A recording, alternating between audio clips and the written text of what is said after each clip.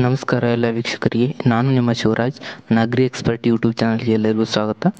ಇವತ್ತು ನಾನು ಯಾವ ವಿಷಯದ ಮೇಲೆ ಹೇಳಬೇಕು ಅಂತಿದ್ದೀನಿ ಅಂದರೆ, ಏನು ಅಗ್ರಿ ಕೋಟಾ, ಏನು ಕೃಷಿ ಕೋಟಾದಲ್ಲಿ ಏನು BSc ಅಗ್ರಿಕಲ್ಚರ್ ಮಾಡೋದಕ್ಕೆ ಯಾರು ಎಲಿಜಿಬಲ್ ಆಗಿರ್ತಾರಲ್ಲ ಆ ಹುಡುಗರು, ಏನು ರೈತನ ಮಕ್ಕಳು ಅಂತ ಹೇಳ್ತೀವಲ್ಲ, ಯಾರು ಎಲಿಜಿಬಲ್ ಆಗಿದ್ದಾರೆ ಅಂತ ಲಿಸ್ಟ್ ಬಿಟ್ಟಿದ್ದಾರೆ KEA ವೆಬ್ಸೈಟಲ್ಲಿ.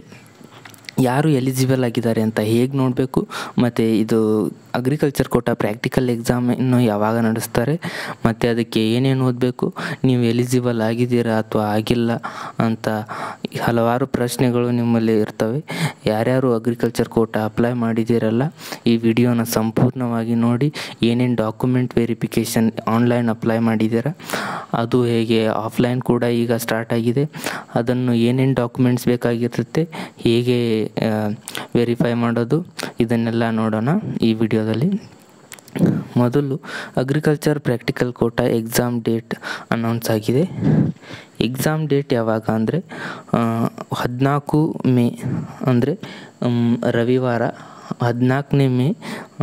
ಇದೇ 14ನೇ ಮೇಯಲ್ಲಿ ಪ್ರಾಕ್ಟಿಕಲ್ ಎಕ್ಸಾಮ್ ಇರುತ್ತೆ. ಅಂದರೆ ನೀವೆಲ್ಲಿ ಅಪ್ಲೈ ಮಾಡಿರ್ತೀರಲ್ಲ, ಈ ಕೆಳಗಡೆ ಒಂದು ಡಿಸ್ಕ್ರಿಪ್ಷನಲ್ಲಿ ಲಿಂಕ್ ಕೊಟ್ಟಿರ್ತೀನಿ. ನೀವು ಎಲಿಜಿಬಿಲಿಟಿ, ಪ್ರಾಕ್ಟಿಕಲ್ ಎಕ್ಸಾಮ್ಗೆ ಎಲಿಜಿಬಿಲಿಟಿ ಲಿಸ್ಟ್ ಬಿಟ್ಟಿದ್ದಾರೆ. ಆ ಲಿಸ್ಟಲ್ಲಿ ನಿಮ್ಮ ಹೆಸರನ್ನು ನೀವು ಸರ್ಚ್ ಮಾಡಿದರೆ ನಿಮ್ಮದು ಯಾವ ಸೆಂಟರ್ ಅಲಾಟ್ ಆಗಿದೆ, ನೀವು ಕೊಟ್ಟಿರೋ ಸೆಂಟ್ರೇ ಅಲಾಟ್ ಆಗಿರುತ್ತೆ. ಅಂದರೆ ಈಗ for example college of agriculture ಕೊಟ್ಟಿದ್ದರೆ ಧಾರವಾಡ ಕೊಟ್ಟಿದ್ದರೆ ಧಾರವಾಡ ಆಗಿರುತ್ತೆ, ಬೆಂಗಳೂರು ಕೊಟ್ಟಿದ್ದರೆ ಬೆಂಗಳೂರು ಆಗಿರುತ್ತೆ, ಇಲ್ಲ ಅಂದರೆ ಹಾರ್ಟಿಕಲ್ಚರ್ ಬಾಗಲಕೋಟ್, ಅಂದರೆ ಬೇರೆ ಬೇರೆ ಕಡೆ ಎಲ್ಲಿ ಅಪ್ಲೈ ಮಾಡಿರ್ತೀರ ಅಲ್ಲೇ ಬಂದಿರುತ್ತೆ. 14ನೇ ಮೇಗೆ ಎಕ್ಸಾಮ್ ಇದೆ ಇದಕ್ಕೆ. ಮತ್ತು ಈಗ ಡಾಕ್ಯುಮೆಂಟ್ ವೆರಿಫಿಕೇಷನ್ ಬಗ್ಗೆ, ಡಾಕ್ಯುಮೆಂಟ್ ವೆರಿಫಿಕೇಷನ್ನು ಆನ್ಲೈನಲ್ಲಿ ಅಪ್ಲೈ ಮಾಡಿದ್ದೀರ. ಈಗ ಡಾಕ್ಯುಮೆಂಟ್ ವೆರಿಫಿಕೇಷನ್ನು ಆನ್ಲೈನಲ್ಲಿ ಅಪ್ಲೈ ಮಾಡಿರ್ತೀರ ಅಂದರೆ ಆನ್ಲೈನಲ್ಲಿ ಎಲ್ಲ ಏನೇನು ಡಾಕ್ಯುಮೆಂಟ್ಸ್ ಬೇಕಾಗಿರುತ್ತೆ ಎಲ್ಲ ಅಪ್ಲೈ ಮಾಡಿದ್ದೀರ. ಅದರಲ್ಲಿ ಎಲಿಜಿಬಿಲಿಟಿ ಲಿಸ್ಟ್ ಕೂಡ ಬಿಟ್ಟಿದ್ದಾರೆ. ಈಗ ಆಫ್ಲೈನ್ ಡಾಕ್ಯುಮೆಂಟ್ ವೆರಿಫಿಕೇಷನ್ ಮಾಡಿಸ್ತಿರೋರು ಏನೇನು ಡಾಕ್ಯುಮೆಂಟ್ಸ್ ಬೇಕಾಗುತ್ತೆ ಮತ್ತು ನೀವು ಎಲ್ಲಿ ಹೋಗಬೇಕು ಅದನ್ನೆಲ್ಲ ನೋಡೋಣ. ಡಾಕ್ಯುಮೆಂಟ್ಸ್ ಏನೇನು ಬೇಕಾಗುತ್ತೆ ಅಂತ ನೋಡಬೇಕಾದ್ರೆ, ಮೊದಲಿಗೆ CET ಅಡ್ಮಿಟ್ ಕಾರ್ಡ್ ಬೇಕಾಗುತ್ತೆ, ನಿಮ್ಮದು ಏನು CET ಎಕ್ಸಾಮ್ ಬರ್ತಿರ್ತಿರಲ್ಲ ಅದು, ಮತ್ತು ಅಗ್ರಿಕಲ್ಚರಿಸ್ಟ್ ಸರ್ಟಿಫಿಕೇಟ್ ಅಂದರೆ ಕೃಷಿ ಪ್ರಮಾಣ ಪತ್ರ. ಕೃಷಿ ಪ್ರಮಾಣ ಪತ್ರ ಅಂದರೆ ನಿಮ್ಮ ತಂದೆ ಹೆಸರಲ್ಲಿ ಅಥವಾ ತಾಯಿ ಹೆಸರಲ್ಲಿ ಅಥವಾ ನಿಮ್ಮ ಹೆಸರಲ್ಲಿ ಭೂಮಿ ಇರುತ್ತಲ್ಲ, ಅದರ ಸರ್ಟಿಫಿಕೇಟ್ ತೆಗೆಸ್ಬೇಕು ನೀವು ತಹಸೀಲ್ದಾರ್ ಹತ್ರ. ಆ ಸರ್ಟಿಫಿಕೇಟ್ ಬೇಕಾಗುತ್ತೆ. ಮತ್ತು ಇಲ್ಲ ನಿಮ್ಮ ತಂದೆ ಹೆಸರಲ್ಲಿ ಹೊಲ ಇಲ್ಲ, ನಿಮ್ಮ ತಾತ ಅಥವಾ ನಿಮ್ಮ ಅಜ್ಜಿ ಹೆಸರಲ್ಲಿ ಹೊಲ ಇದ್ದರೆ ಅವರು ವಂಶವೃಕ್ಷ ಅಂತ ತೆಗಿಸ್ಬೇಕಾಗುತ್ತೆ. ಅದು ಕೂಡ ತಹಸೀಲ್ದಾರ್ ಅವರೇ ತೆಗೆದುಕೊಡ್ತಾರೆ. ಇದು ಕಂಪಲ್ಸರಿ ಆಗಬೇಕಾಗುತ್ತೆ. ಮತ್ತು ನಿಮ್ಮ ಇನ್ಕಮ್ ಸರ್ಟಿಫಿಕೇಟು ಏನು ತಹಸೀಲ್ದಾರಿಂದ ತೆಗೆಸ್ಕೊಂಡಿರ್ತಿರಲ್ಲ ಅದು, ಮತ್ತು Aadhaar card, SSLC marks card, ಇವೆಲ್ಲ ಬೇಕಾಗುತ್ತೆ. ಅದೇ ಇಲ್ಲೂ ಕೂಡ ಅದೇ ಇದೆ. CET ಪ್ರವೇಶ ಪತ್ರ ಮತ್ತು ಕೃಷಿ ಪ್ರಮಾಣ ಪತ್ರ ಮತ್ತು RD ಸಂಖ್ಯೆ ಇರೋ ಕೃಷಿ ಆದಾಯ ಪ್ರಮಾಣ ಪತ್ರ ಮತ್ತು ಇನ್ಕಮ್ ಕಾಸ್ಟ್ ಅದೇ ಸರ್ಟಿಫಿಕೇಟು, ಇವೆಲ್ಲ ಬೇಕಾಗುತ್ತೆ. ಮತ್ತು ಈಗ ನೀವು ಡಾಕ್ಯುಮೆಂಟ್ ವೆರಿಫಿಕೇಷನ್ಗೆ ಎಲ್ಲಿ ಹೋಗಬೇಕು ಅಂದರೆ, ಆಫ್ಲೈನ್ ಡಾಕ್ಯುಮೆಂಟ್ ವೆರಿಫಿಕೇಷನ್ ನೀವೇನೆಲ್ಲ ಅಪ್ಲೈ ಮಾಡಿರ್ತೀರಲ್ಲ, ಫಾರ್ ಎಕ್ಸಾಂಪಲ್ ಕೃಷಿ ವಿಶ್ವವಿದ್ಯಾಲಯ ಧಾರವಾಡದಲ್ಲಿ, ಕಾಲೇಜ್ ಧಾರವಾಡದಲ್ಲಿ ಅವರು ಈಗ ನಡೀತಾ ಇದೆ ಡಾಕ್ಯುಮೆಂಟ್ ವೆರಿಫಿಕೇಷನ್ನು. ಈಗಲೇ ಎಲ್ಲರೂ ಡಾಕ್ಯುಮೆಂಟ್ ವೆರಿಫಿಕೇಷನ್ ಮುಗಿಸ್ಕೊಳ್ಳಿ. ಮತ್ತು ಎಕ್ಸಾಮ್ಸ್ಗೆ ಏನು ಓದಬೇಕು ಅಂತ ಕೆಲವೊಂದು ಜನಕ್ಕೆ ಎಕ್ಸಾಮ್ಸಿಗೆ ಏನು ಓದಬೇಕು ಅಂತ ಇರುತ್ತೆ. ಬೇಸಿಕ್ ಅಂದರೆ ಯೂಟ್ಯೂಬ್ಸಲ್ಲಿ ವಿಡಿಯೋಸ್ ಇರುತ್ತೆ.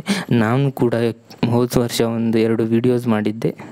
ಅವು ವಿಡಿಯೋ ಲಿಂಕನ್ನು ಕೂಡ ಕೆಳಗಡೆ ಡಿಸ್ಕ್ರಿಪ್ಷನ್ ಲಿಂಕಲ್ಲಿ ಕೊಟ್ಟಿರ್ತೀನಿ, ಅವನು ಕೂಡ ನೋಡಿ. ಮತ್ತು ಎಕ್ಸಾಮ್ಸ್ ಹೇಗೆ ನಡೆಯುತ್ತೆ ಅಂದರೆ, ಆಪ್ಷನ್ಸ್ ಇರುತ್ತೆ. ಆಪ್ಷನ್ಸಲ್ಲಿ 2 ಅಂದರೆ ಇಂಗ್ಲೀಷಲ್ಲೂ ಕೂಡ ಮತ್ತು ಕನ್ನಡದಲ್ಲೂ ಆಪ್ಷನ್ಸ್ ಕೊಟ್ಟಿರ್ತಾರೆ.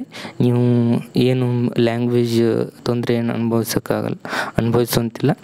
ಅದಕ್ಕೆ ಆರಾಮಾಗಿ ಎಕ್ಸಾಮ್ ಬರೀರಿ. ಎಲ್ಲರೂ ಆಲ್ ದಿ ಬೆಸ್ಟ್ ಅಂತ ಹೇಳ್ತೀನಿ.